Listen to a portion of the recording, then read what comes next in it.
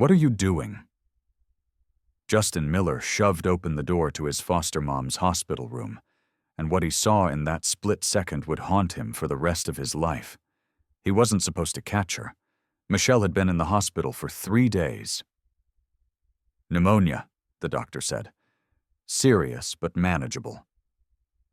Justin had been there that morning, held her hand, promised he'd be back after the charity run with his Harley group. His fiancée, Audrey, had volunteered to sit with her while he led the pack. "Go handle your ride," Audrey had said with a smile. "I'll take care of her." He trusted her. So when Justin finished the run early, skipping the after-party to surprise them both with Michelle's favorite sunflowers, he walked into St. Jude's Medical Center with nothing but gratitude in his heart. The ICU was quiet that afternoon. Sunlight poured through the windows, painting the sterile equipment gold. He nodded at a passing nurse, clutched the bouquet a little tighter in his gloved hand, and headed toward room 412. That's when he heard it. A muffled struggle, the frantic beeping of a heart monitor. His stomach dropped. Justin's hand hit the door, pushing it open, and time fractured. Audrey stood over his mother's bed, both hands gripping a pillow, pressing it down hard over Michelle's face. His mother's frail, dark fingers clawed weakly at Audrey's wrists, her body twisted beneath the sheets, fighting for air she couldn't get. And Audrey's face. God. Her face was twisted into something he'd never seen before. Rage, desperation, something cold and decided. The flowers hit the floor. "What are you doing?" His voice ripped through the room like a backfiring engine. Audrey's head snapped toward him. The pillow fell. Michelle's chest heaved as she gasped for breath. Raw, desperate, broken sounds that would echo in Justin's mind forever. For one impossible second, Justin couldn't move, couldn't think, couldn't reconcile the woman he'd planned to marry with the woman standing over his adoptive mother's dying body. This was Audrey, the woman who rode on the back of his bike, who laughed at his jokes, who was supposed to walk down the aisle toward him in 3 months. But the woman staring back at him now, eyes wide, hands shaking, chest heaving, wasn't the woman he knew at all. And in that moment, Justin realized something that would change everything. He had no idea who he'd been sleeping beside all these months. But before we begin, hit that like button, subscribe, and tell me where in the world you're watching from. Because sometimes God lets us see the truth just in time before it's too late. Justin's hands were still shaking when he lunged forward. He didn't think, didn't process. His body just moved, crossing the room in 2 strides, his leather vest creaking as he shoved Audrey back, placing his broad frame between her and his mother like a wall she'd have to go through to finish what she'd started. Michelle's breaths came in ragged gasps, her chest rising and falling too fast, too shallow. Justin's large, rough hands found her face, the contrast of his pale skin against her deep, dark complexion stark, as he tilted her gently toward him. Mom, look at me. Breathe. Just breathe." Her eyes fluttered open, confused, terrified, searching his face like she wasn't sure if he was real. Her lips trembled, trying to form words. But nothing came out except those broken, desperate sounds. The heart monitor screamed. "It's okay," Justin whispered, smoothing her textured silver hair back from her damp forehead. His voice cracked. "I'm here. You're safe now. I'm right here." Audrey stood frozen against the wall, her chest heaving, her hands still shaped like they were holding something she'd dropped. She stared at them. At Justin, cradling the woman who had raised him, at Michelle's fingers weakly clutching his leather sleeve. And for a moment, she looked almost surprised, like she hadn't expected him to walk through that door, like she'd thought she had more time. Justin didn't look at her. He couldn't. If he did, he didn't know what he'd do. Michelle's breathing started to slow. Her grip on his arm tightened just a little, and when her eyes finally focused on his face, really focused, a tear slipped down her cheek. "Justin," she breathed. "I've got you," he said. "I've got you." The door burst open. 2 nurses rushed in, their eyes sweeping the room, taking in the scene, the screaming monitor. Michelle gasping for air, Justin hovering over her in his riding leathers, Audrey backed into the corner. One nurse moved immediately to Michelle's side, checking her vitals, adjusting her oxygen. The other glanced between Justin and Audrey, her expression hardening. What happened here? Justin's jaw clenched. He turned slowly, and for the first time since the pillow had fallen, he looked at Audrey. Really looked at her. She was pale, shaking. Her perfect blonde hair was disheveled, her designer blouse wrinkled. But it was her eyes that stopped him cold. They weren't filled with remorse. They weren't filled with horror at what she'd almost done. They were filled with fear. Not fear for Michelle, fear for herself. "She tried to kill her," Justin said, his voice low and steady, a rumble in his chest. "I walked in and she was holding a pillow over my mother's face." The nurse's eyes widened. The second nurse immediately stepped toward the door, speaking quietly into a radio clipped to her scrubs. "Security." She was calling security. Audrey's mouth opened. No, that's not..." "Justin, you don't understand." "I saw you." "She was choking." Audrey's voice pitched higher, frantic now. "I was trying to help her sit up. She was coughing. I didn't know what to do." "You were smothering her." "No, I saw you, Audrey." His voice didn't rise. He didn't shout, but the words landed like heavy stones, unmovable. Audrey's face crumpled. She pressed her back harder against the wall, her hands coming up like she wanted to reach for him, but didn't dare. "Justin, please, just listen to me. She was going to ruin everything." She stopped. The room went silent. Even the heart monitor seemed to quiet, its frantic beeping slowing to a steadier rhythm. As Michelle's oxygen returned, Justin stared at her. "What did you just say?" Audrey's eyes darted to the nurses, to the door, back to Justin. Her lips trembled. "I didn't mean... What did you just say?" She shook her head, pressing her lips together, but the words had already escaped, and they hung in the air between them like exhaust smoke. Visible, undeniable, poisonous. She was going to ruin everything. 2 security guards appeared in the doorway, their presence filling the small room. One of them stepped forward, his hand resting casually on his belt. "Ma'am, we're going to need you to come with us." Audrey's eyes snapped to Justin, wide and pleading. Justin, don't do this. We can talk about this. Just you and me. Please." He didn't answer. One of the guards moved closer. "Ma'am?" "I love you." Audrey's voice broke, raw and desperate. "I did this because I love you. Don't you see that?" Justin turned away from her. He sat down slowly in the chair beside his mother's bed and took Michelle's dark hand in both of his tattooed ones. He didn't watch as they led Audrey out. Didn't flinch when her voice rose in the corridor, pleading, sobbing, insisting this was all a misunderstanding. He just held his mother's hand and tried to breathe. The room felt smaller now. Michelle's breathing had steadied, but her hands still gripped Justin's like she was afraid to let go. Her eyes stayed fixed on his face, not saying anything, just watching him, making sure he was real, making sure he was staying. "I'm not going anywhere," Justin said softly, though he wasn't sure if he was reassuring her or himself. A doctor rushed in, flanked by another nurse. She moved quickly to Michelle's bedside, checking the monitors, examining her throat, her pulse, her eyes. Justin stood, but didn't step away. He stayed close enough that his mother could still reach for him if she needed to. "Mrs. Miller, can you hear me?" the doctor asked gently. Michelle nodded, though the movement was weak.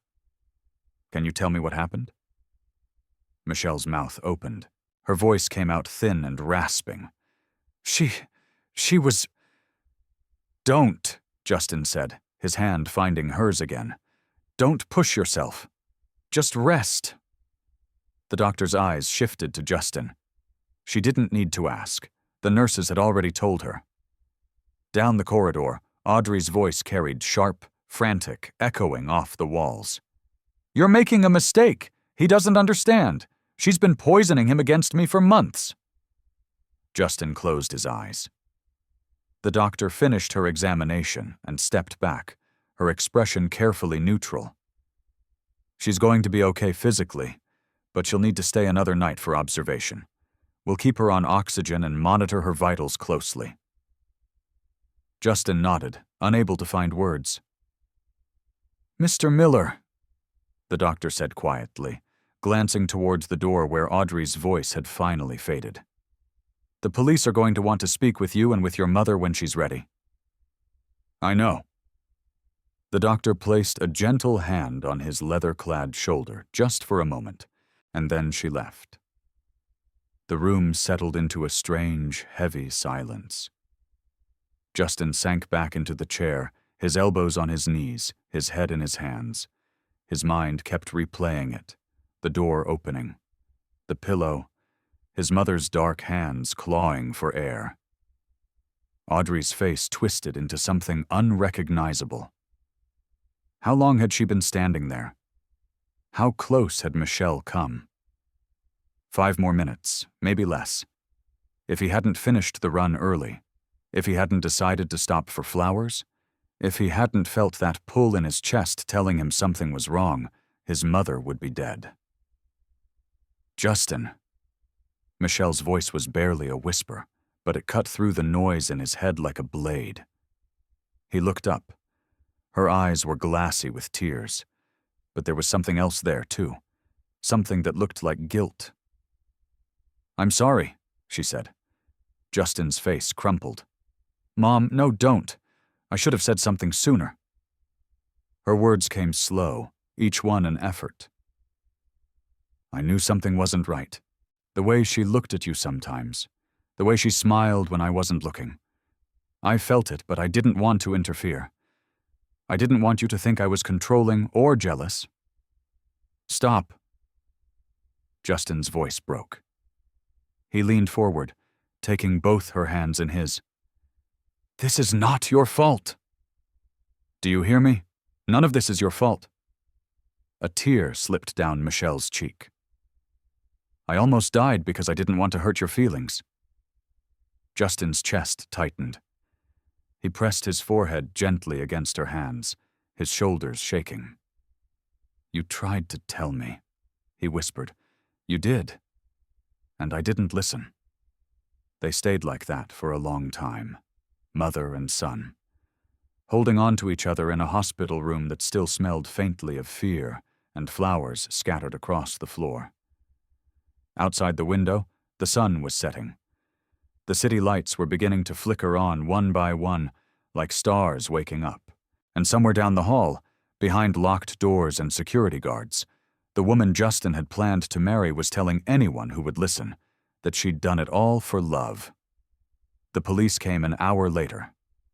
2 officers, a man and a woman, stood at the foot of Michelle's bed, notepads in hand, voices gentle but direct. They asked Justin to walk them through it. Every detail, what time he arrived, what he saw, what Audrey said. Justin answered mechanically, his voice flat. But when they asked to speak with Michelle, something inside him snapped to attention. "She needs to rest." "We understand, Mr. Miller," the female officer said, "but we need her statement while the details are fresh." Michelle squeezed Justin's hand. "It's okay." She told them what she remembered. Audrey visiting that afternoon. The small talk that felt strained.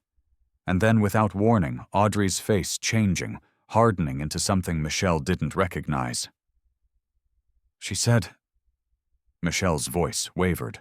She said, "I was in the way." The officers exchanged a glance. "In the way of what, Mrs. Miller?" Michelle closed her eyes. Her future. When the police finally left, promising they'd be in touch, Justin sat in the dimness of the room, staring at nothing. Michelle had drifted into a restless sleep, her breathing soft but uneven. And for the first time since he'd walked through that door, Justin let himself feel it. All of it. The woman he loved had tried to kill his mother.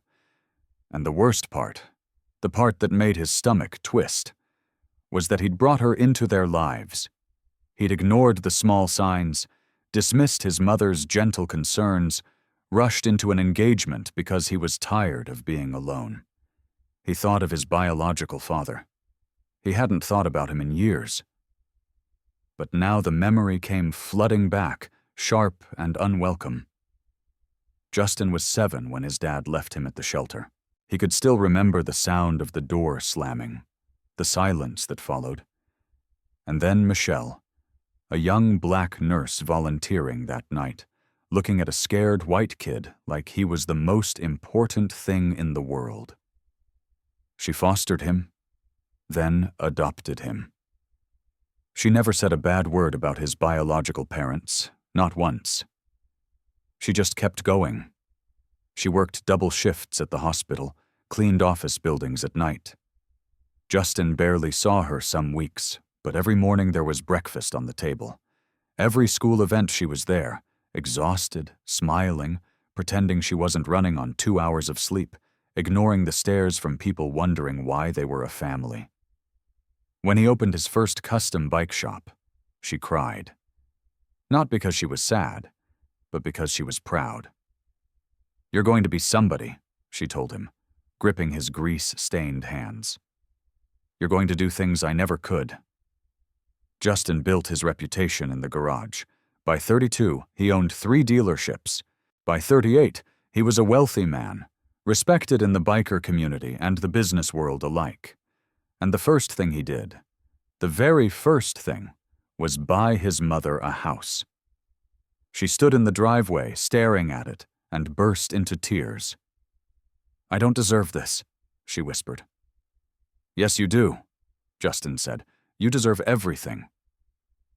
But even then, even with all his success, he felt it.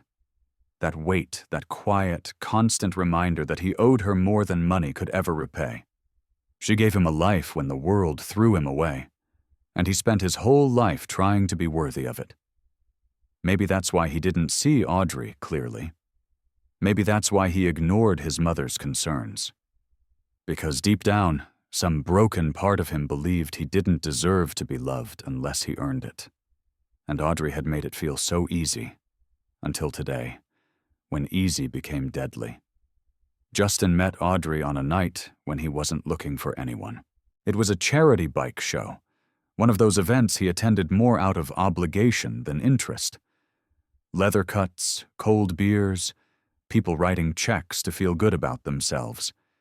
He'd been planning to stay an hour, make a donation, and leave. And then she laughed. It wasn't forced or polite.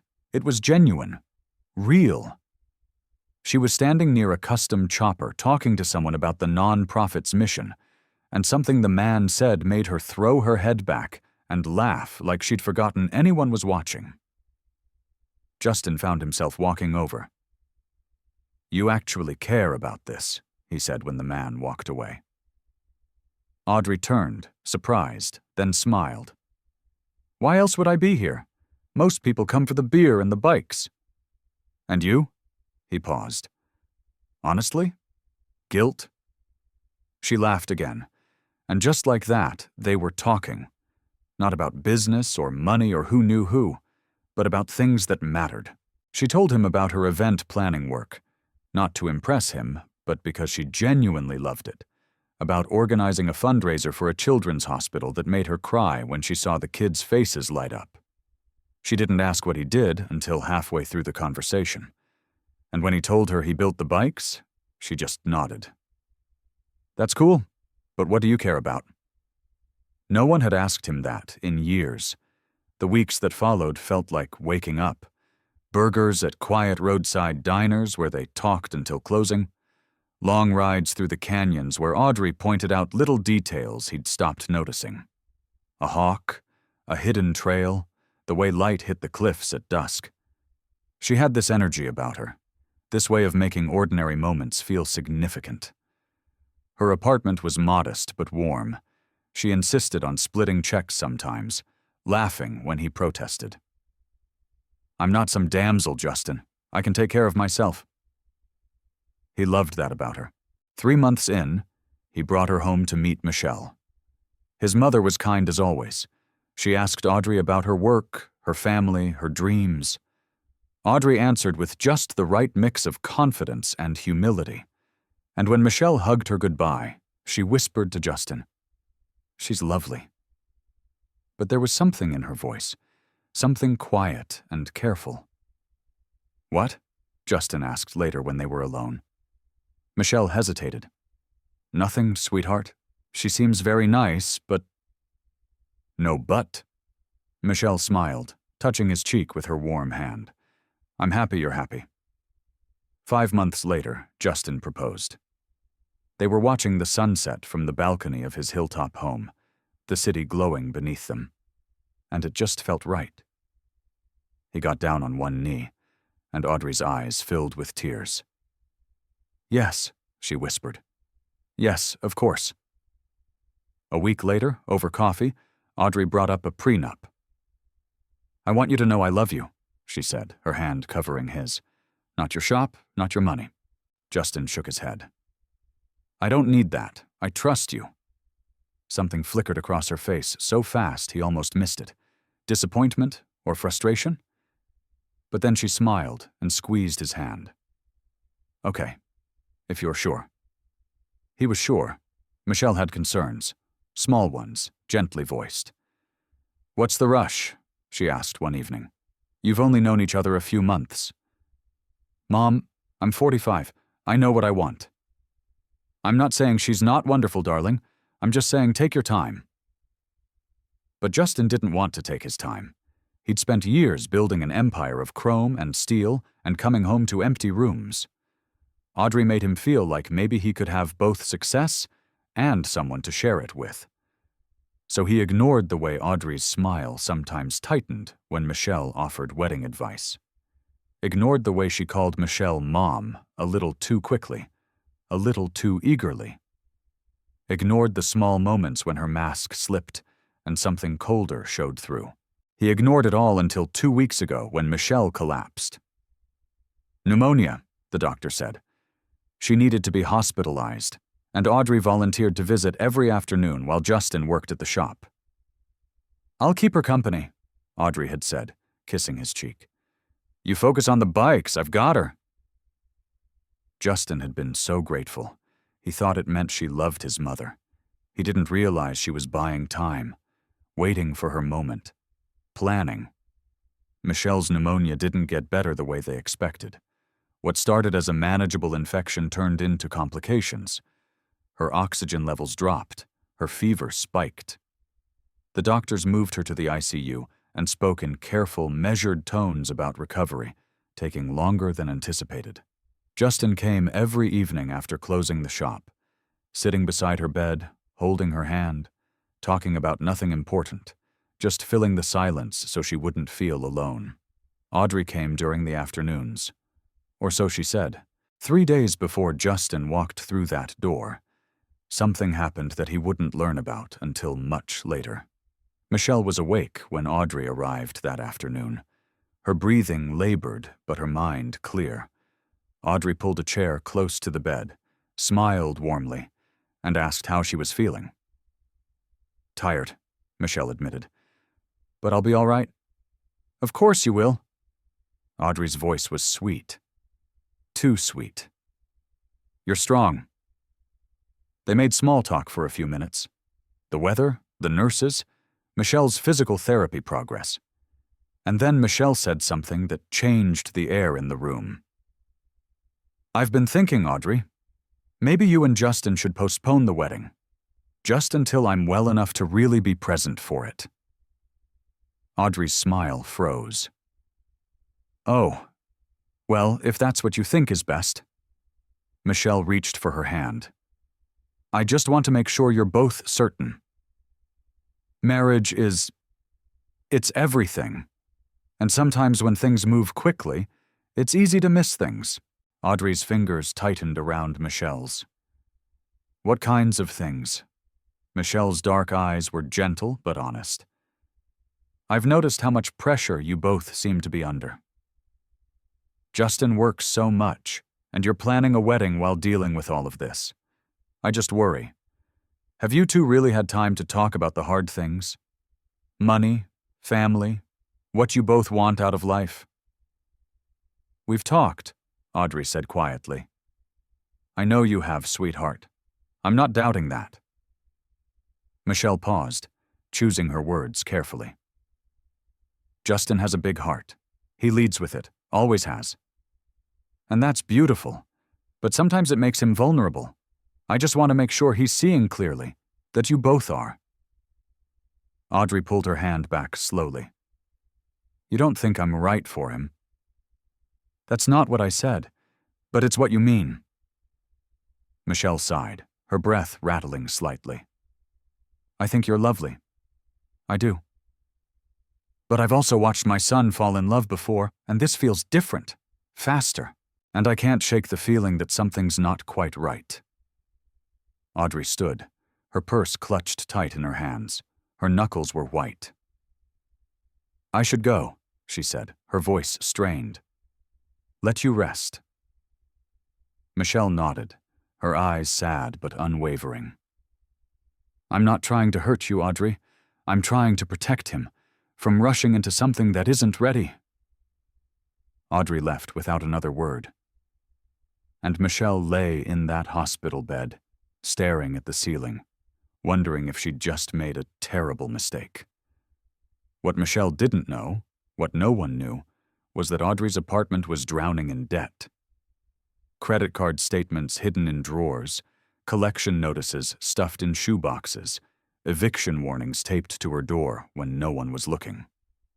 Her event planning business had collapsed 6 months ago, but she kept showing up in designer clothes and expensive makeup, smiling like everything was fine. Because if people knew she was broke, they'd stop taking her seriously. If Justin knew, he'd see her differently. And Michelle, with her gentle voice and careful observations, was about to tell him to slow down, to wait, to reconsider. If he listened to his mother, Audrey would lose everything.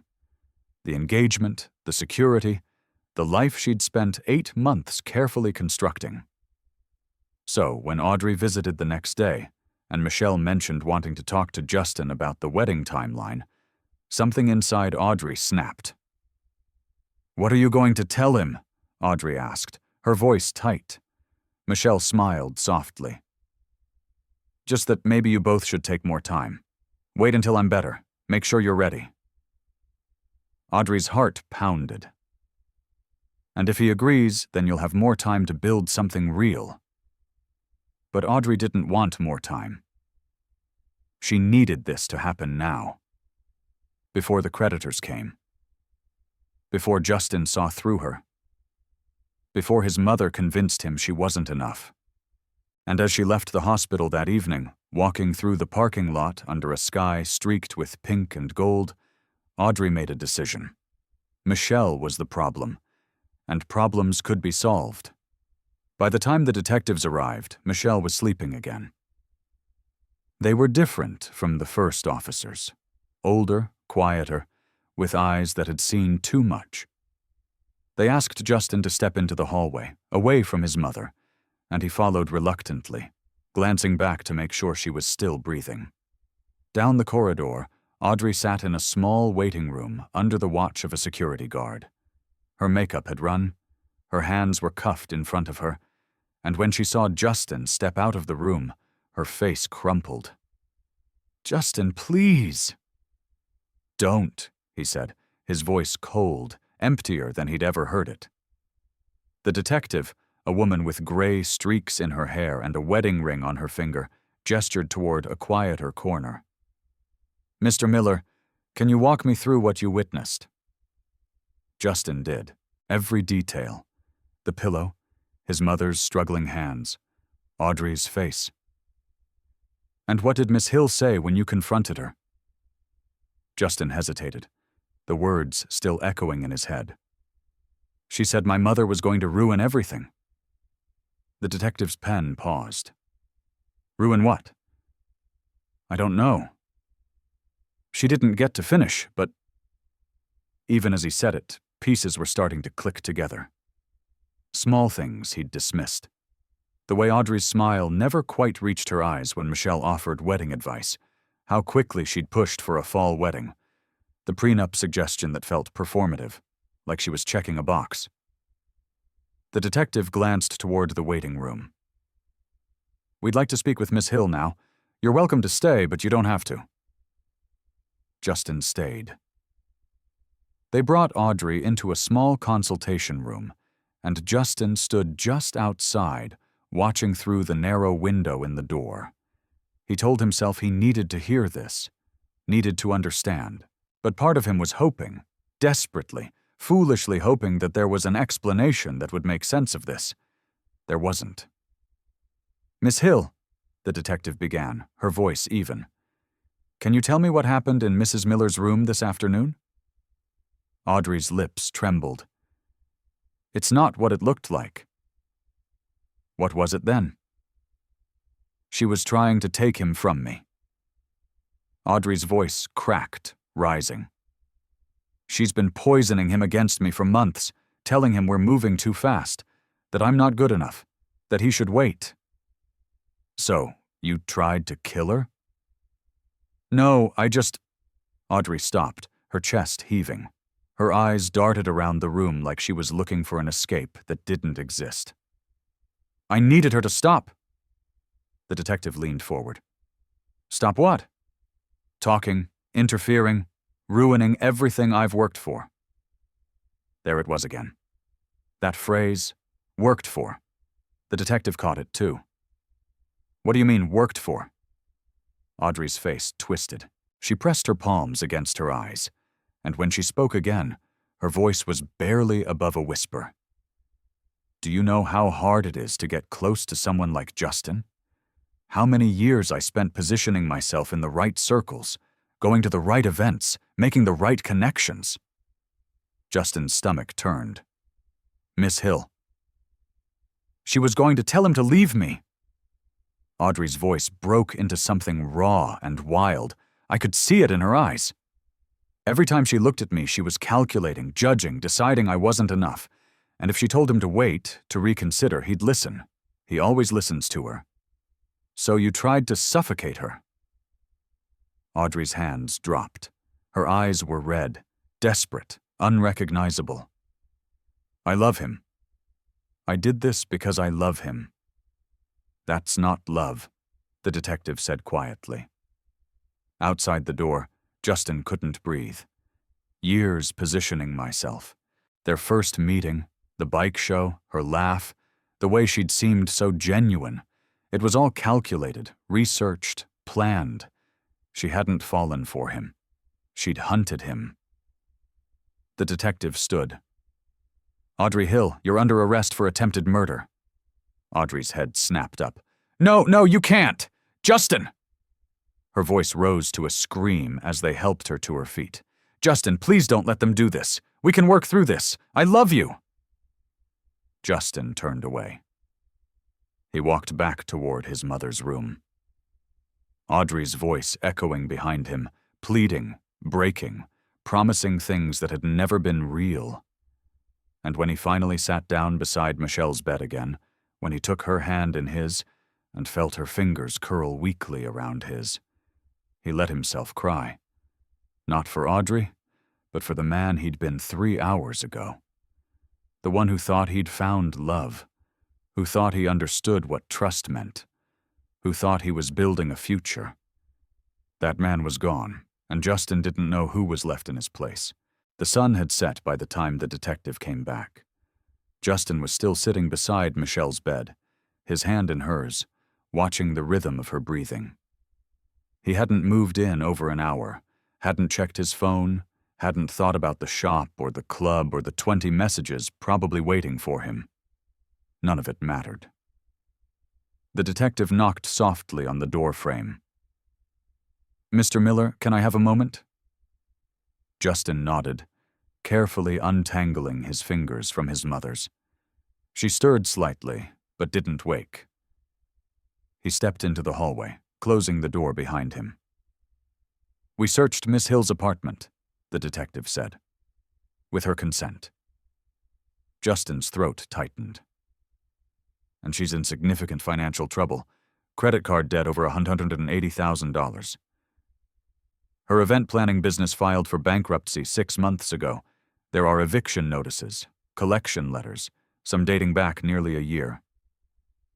Justin stared at her, the words not quite landing. "We also found evidence that she researched you extensively before you met. Browser history, saved articles, social media deep dives on the club, the charity run where you two met. She knew you'd be there. She positioned herself specifically to cross paths with you." His chest felt hollow. "I'm sorry," the detective said quietly. "I know this isn't easy to hear." Justin leaned back against the wall, his eyes fixed on the floor. "She needed money." "It appears so. And my mother—" He swallowed hard. "My mother was going to tell me to slow down, to wait. And if I listened, Miss Hill would lose access to you, to your resources." The words hung in the air between them, cold and clinical. Justin closed his eyes. "How did I not see it?" The detective didn't answer right away. When she spoke, her voice was softer. "People see what they want to see, Mr. Miller, especially when they're lonely." He looked up at her, and something in her expression told him she understood.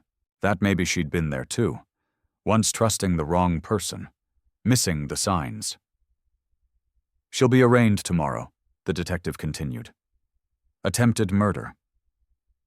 Given the evidence and your witness testimony, bail will likely be denied. You'll need to come in and give a formal statement when you're ready." Justin nodded numbly. The detective handed him her card. "If you need anything, call me."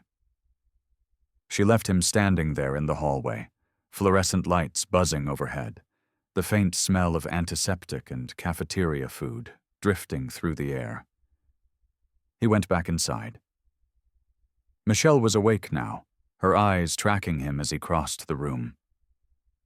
She didn't say anything, just watched him sink into the chair, his shoulders sagging under the weight of everything he'd learned. "She was broke," Justin finally said, his voice barely above a whisper. "The whole time, everything she showed me, the confidence, the independence, the woman who didn't need my money, it was all a lie." Michelle's hand found his. "She targeted me, Mom, researched me, planned the whole thing. Our meeting wasn't fate, it was strategy." A tear slipped down his cheek. "And I brought her into our lives, into your life. I almost got you killed because I was too desperate to be loved to see what was right in front of me." "Justin, no," his voice cracked. "You tried to warn me.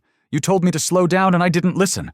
I was so sure I knew better, so sure you were just being overprotective." Michelle squeezed his hand, her grip surprisingly strong. "Stop." He looked at her. "You loved with an open heart," she said, her voice raspy but firm. "That's not a flaw, sweetheart. That's who you are. Audrey's choices are hers. Her desperation, her lies, her violence. None of that is your fault. But I should have seen—" "You saw what she wanted you to see. That's what manipulators do. They study you. They learn what you need and become that person." Michelle's eyes filled with tears. "But you know what she didn't count on?" Justin shook his head. "That instinct that brought you back here today. That voice inside you that said something was wrong. You listened to that, and it saved my life." Justin pressed his forehead against their joined hands, his shoulders shaking. "I don't know how to trust anymore," he whispered. "You will," Michelle said softly. "Not today, not tomorrow, but you will. Because love that's real doesn't need to be performed. It doesn't need to be earned. It just is." She paused, catching her breath. "Audrey taught you what love isn't. Now you'll recognize what love is." They sat together in the dim hospital room, the city lights twinkling through the window. And for the first time since he'd walked through that door, Justin let himself feel it. All the betrayal, the shame, the grief for something that never really existed. And beneath it all, something else. Relief. That he'd seen the truth before it was too late. That his mother was still here. That broken, as he felt, he wasn't alone. 4 days passed before Michelle was moved out of the ICU. The doctors were cautiously optimistic. Her lungs were clearing. Her oxygen levels had stabilized, but there was something else they couldn't quite measure. A tiredness in her eyes that had nothing to do with pneumonia. Justin barely left her side. The first morning after the incident, his shop manager called, frantic. The customers were asking for updates. There were custom builds waiting for approval, suppliers who needed checks. Justin sat in the hospital cafeteria, his coffee untouched, and typed out a text he never thought he'd send. "Family emergency. I'm taking leave. Handle the shop. I'll return when I'm ready." He hit send before he could second-guess it. Within minutes, his phone lit up. Calls, texts, panicked messages from guys who'd never seen him step away. Justin silenced his phone and slipped it into his leather vest. For the first time in 15 years, the bikes would have to wait. Michelle was awake when he came back to her room. She watched him settle into the chair, noticed the way his shoulders seemed lighter somehow. "You didn't," she said softly. "I did. They'll survive without me for a few weeks." "You almost didn't." His voice was quiet but steady. "I've spent my whole life building things, Mom. Bikes, the shop, the club rep, and I almost lost the only thing that actually matters." Michelle's eyes filled with tears. Over the next few days, they fell into a rhythm. Justin brought her favorite soul food from the little spot 3 blocks from her house, the one she used to take him to when he was a kid. He read to her from the mystery novels she loved, doing terrible voices for the characters until she laughed, which made her cough, which made them both laugh harder. The nurses started commenting on it, how rare it was to see someone so present, so undistracted. "Most people can't put their phones down for 5 minutes, one nurse said, smiling. "Your son hasn't looked at his once." Michelle just squeezed Justin's hand. The legal updates came in pieces. Audrey had been formally charged with attempted murder. Bail was denied. Her lawyer had tried reaching out to Justin multiple times, looking for some kind of settlement, some way to make this go away quietly. Justin's response was brief. No contact. Ever. A trial date was set for 6 months out. "How do you feel about that?" Michelle asked one afternoon, her voice still raspy but stronger. Justin thought about it. "I don't feel anything. Not anger, not satisfaction. Just empty where she used to be." "That's normal," Michelle said. "You're grieving someone who never really existed." "Is that what this is?" She nodded. "You loved the person she pretended to be. That person is gone. Even if she never was real, your feelings were. And those feelings deserve to be mourned." Justin absorbed that, turning it over in his mind. "I keep thinking about what she said," he admitted, "that she spent years positioning herself, that our meeting was calculated. It makes me feel like such an idiot." "You're not an idiot. You're human." Michelle shifted in her bed, wincing slightly. "She saw your loneliness, Justin. She studied you, learned what you needed, and became that person. That's not a reflection of your judgment. That's a reflection of her desperation." You almost died because of my blind spot. No, Michelle's voice was firm. I almost died because she made a choice. A terrible, unforgivable choice. But you saved me.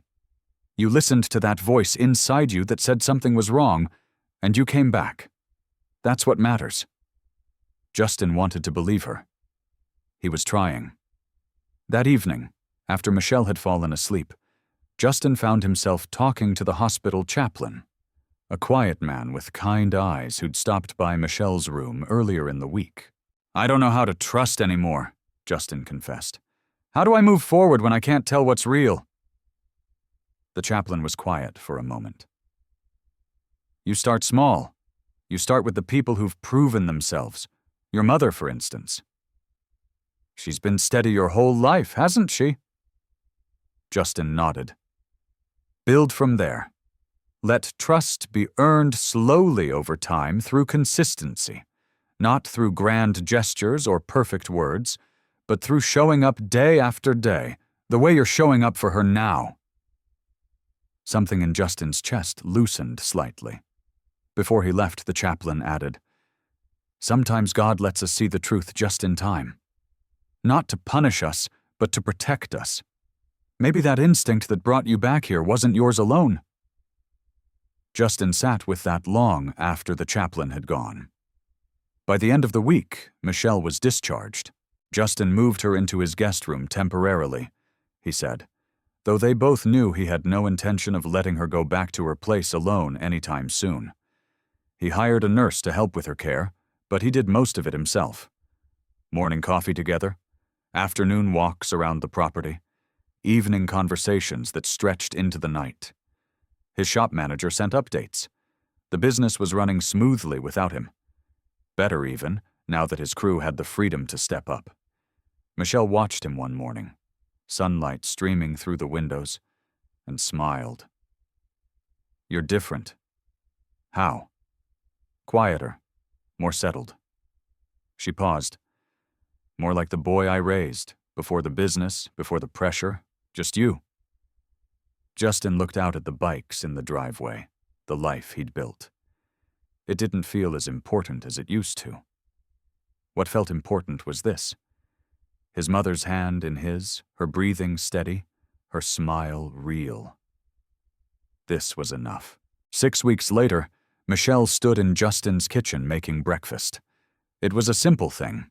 Eggs, toast, coffee. But watching her move through the space, humming quietly to herself, felt like a miracle Justin didn't take for granted. You're staring, Michelle said without turning around. Justin smiled. Can't help it. She brought 2 plates to the table and sat across from him. Morning light poured through the windows, turning everything soft and golden. They ate slowly, talking about nothing important. The weather, a book Michelle was reading, a documentary Justin wanted to watch with her. These were the moments he'd missed while chasing success. These were the moments that mattered. The call came while they were finishing their coffee. Audrey had taken a plea deal. Attempted murder reduced to aggravated assault. 7 years in prison. No trial necessary. Justin set his phone down and stared at it for a long moment. How do you feel? Michelle asked gently. I don't know. He looked up at her. Part of me wanted to face her in court, to hear her explain it. But mostly I just want it to be over. Michelle reached across the table, covering his hand with hers. It is over, sweetheart. She can't hurt us anymore. Do you hate her? Justin asked quietly. For what she did to you? Michelle was quiet, considering. No, I feel sad for her. Sad that she's so broken she thought violence was her only option. Sad that desperation twisted her into someone capable of that. She paused. But sadness isn't the same as allowing her back into our lives. Forgiveness doesn't mean staying in harm's way. It means freeing yourself from the weight of what someone else did to you. Justin absorbed that, the wisdom in her words settling over him like a balm. I hope she finds whatever she needs in there, Michelle added softly. I hope she gets help. Real help. Not for our sake, but for hers. That was his mother, still extending grace, even to the woman who tried to kill her. Later that afternoon, they sat on the back porch, the valley sprawling beneath them. Michelle was wrapped in a blanket, her color finally returned, her strength coming back day by day. You know what I've been thinking about? Justin said. That ride, the one I was leading when the hospital called. He shook his head. I almost didn't check my phone. Almost let it go to voicemail because I was at the front of the pack. Michelle turned to look at him. But something stopped me. Something I can't explain. This feeling in my chest that said I had to pull over, had to check. His voice grew quiet. If I'd ignored that feeling, if I'd stayed on the road 5 more minutes, but you didn't. I know, but it wasn't logic that got me there, Mom. It wasn't planning or strategy. It was just this voice, this pull. Michelle smiled softly. Maybe that was God looking out for both of us, giving you the instinct you needed exactly when you needed it. Justin had never been particularly religious. Michelle had taken him to church as a kid, but as an adult, he drifted away, too busy building his life to think about faith. But sitting there now, remembering that inexplicable urgency that had sent him running, he couldn't deny it felt like something beyond himself. Thank you, he whispered, unsure if he was talking to his mother or to someone else entirely. For what? For raising me to listen to that voice, for teaching me that love isn't something you earn. It's something you choose, every single day. Michelle's eyes filled with tears. You've always known that, sweetheart. You just forgot for a little while. The weeks that followed were the most peaceful Justin had known in years. His shop thrived under the new management structure. He checked in occasionally, made decisions remotely, and found that the world kept turning without him grinding gears every day. He stopped measuring his worth by his bank account or his latest custom build. He started measuring it by mornings with his mother, by the sound of her laughter, by the way her hand felt in his during their evening walks. One night, as they sat together watching the sunset paint the sky in shades of pink and gold, Michelle squeezed his hand. You saved my life, she said quietly.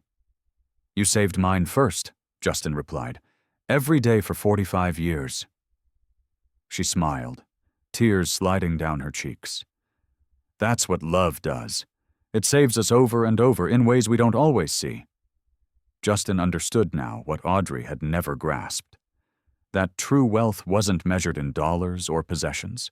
It was measured in presence, in sacrifice, in showing up when it mattered, even when it cost you something. His mother had shown up for him his entire life. And now, finally, he was showing up for her. I built a life on wheels, Mom, Justin said softly. But you were always my anchor, and I almost lost you because I forgot that. You didn't lose me, Michelle whispered. I'm right here. They sat together as the porch lights began to flicker on below them, one by one, like promises being kept. And in that moment, Justin felt something he hadn't felt in years. Peace. Not because everything was perfect, it wasn't. He'd been betrayed, his trust had been shattered, he had healing left to do. But he wasn't alone. And sometimes that's enough to start rebuilding. If this story touched something in you, if it reminded you that healing is possible, that grace still finds people, that maybe you're not as alone as you thought, please share this with someone who needs it, and subscribe to Elevated Heart Stories. Tell me in the comments, what lesson are you taking from Justin's journey? Because maybe this story found you for a reason. In the golden light of that evening, mother and son sat together, knowing that even in the darkest moments, there's always a path forward. You just have to choose it, and choose the people who choose you back every single day.